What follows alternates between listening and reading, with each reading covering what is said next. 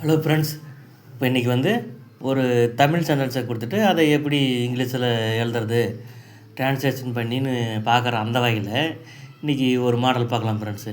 அதுக்கு ஒரு தமிழ் சென்டென்ஸ் கொடுத்துருக்குற பாருங்க. மேலாளர் அனுமதி இல்லாமல் பார்வையாளர்கள் தனது அறையில் இருப்பதற்கு அனுமதிப்பதில்லை இப்படின்னு ஒரு தமிழ் சென்டென்ஸ் கொடுத்துட்டாங்க.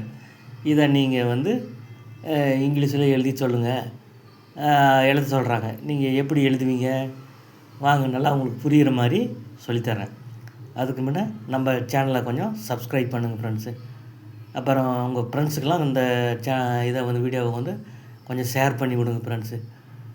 அப்புறம் கமெண்ட் களத்தில் கொஞ்சம் பாசிட்டிவாக கமெண்ட்ஸ் போட்டிங்கன்னா பரவாயில்ல. எனக்கு வந்து அடுத்தடுத்து வீடியோ போடுறதுக்கு அது கொஞ்சம் ஊக்கமளிக்கும் மாதிரி இருக்கும். சரி போலாங்களா? இது இந்த மாடல் வந்து டு பி மாடல். பீன்றது என்னதுங்க? V1ங்க வெர்புங்க. டூன்றது ப்ரிப்போசிஷன். 2 + V1 அது என்னதுங்க? இன்ஃபினிட்டிவ். இது எதுவும் இன்ஃபினிட்டிவ் மாடல் கூட சொல்லலாம். அதை யூஸ் பண்ணி ஒரு தமிழ் சென்டென்ஸை எப்படி இங்கிலீஷில் ட்ரான்ஸ்லேஷன் பண்ணி எழுதுறது அப்படின்னு பார்க்கலாம். போலாங்களா? மேலாளர் அனுமதி இல்லாமல் பார்வையாளர்கள் தனது அறையில் இருப்பதற்கு அனுமதிப்பதில்லை. சரி, ஸ்டெப் 1. ஃபஸ்ட்டு நம்ம எதை கண்டுபிடிக்கணும்? வாக்கியத்தில் வெர்பு எதுன்னு கண்டுபிடிக்கணும். கொடுத்துருக்கிற தமிழ் வாக்கியத்தில் வெர்பு எதுன்னு கண்டுபிடிக்க வேண்டும். அதுதான் முதல் ஸ்டெப். இதில் தமிழ் வாக்கியத்தில் கடைசியில் இருக்கிறது பார்த்திங்களா தமிழ் வார்த்தை, அதுதான் வெர்பு. இதில் கடைசியில் என்ன வார்த்தை இருக்குதுங்க? அனுமதிப்பதில்லை. இதுதான் verb.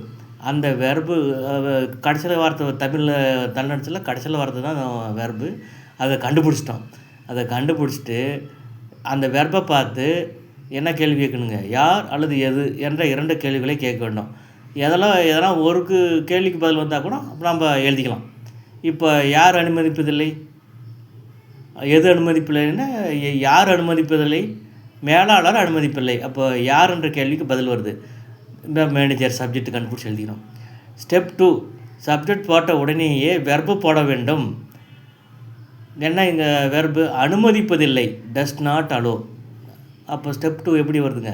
The manager does not allow என வருகிறது. அடுத்து ஸ்டெப் 3. வெர்பை பார்த்து யாரை எதை என்ற கேள்விகளை கேட்டு வரும் பதில்களில் வெர்புக்கு அடுத்ததாக எழுத வேண்டும். வெர்புக்கு அடுத்து என்ன வருங்க? ஆப்ஜெக்ட் தான் வரும். ஆப்ஜெக்டை கண்டுபிடிக்கிறது என்னென்ன கேள்வி கேட்கணும்? எதை யாரை, யாருக்கு யாரிடம்னு கேள்வி கேட்கணும். இதில் எதை யாரை இந்த கேள்விக்கு பதில் தான் வருது. யாரை அனுமதிப்பதில்லை?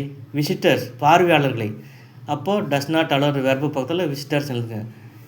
எதை அனுமதிப்பதில்லை? இருப்பதற்கு. அப்போ டு பி அப்படி போட்டிங்கன்னா the manager does not allow visitors to பின்னு வருது. அடுத்து ஸ்டெப் 4. வெர்பை பார்த்து எங்கே, எப்படி என்ற கேள்விகளை கேட்டு வரும் பதில்களை அடுத்ததாக எழுத வேண்டும். இப்போது வெர்பை பார்த்து எங்கே, ஏன், எப்படி, எப்பொழுது, எந்த அளவுக்கு இந்த மாதிரி கேள்வியெல்லாம் கேட்டிங்கன்னா அதுக்கு வர்றது என்னதுங்க? அர்ஜென்ட்டு அல்லது அட்வர்பு. அதை தான் நான் சொல்ல வரேன். இப்போ இந்த வெர்பை பார்த்து கேளுங்க. எங்கே இருப்பதற்கு அனுமதிப்பதில்லை? அவருடைய அறையில். அப்போ இன்கிஸ் ரூம்னு எழுதிக்கிறீங்களா? எப்படி இருப்பதுக்கு அனுமதிப்பதில்லை? அனுமதி இல்லாமல், வித்தவுட் பர்மிஷன். இப்போ புரிஞ்சுங்களா ஃப்ரெண்ட்ஸு?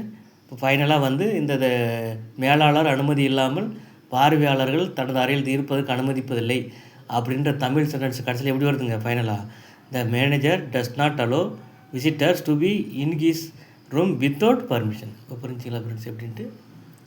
2-3 டைம் போட்டு கேளுங்க, உங்களுக்கு ரொம்ப ரொம்ப யூஸ்ஃபுல்லாக இருக்கும்.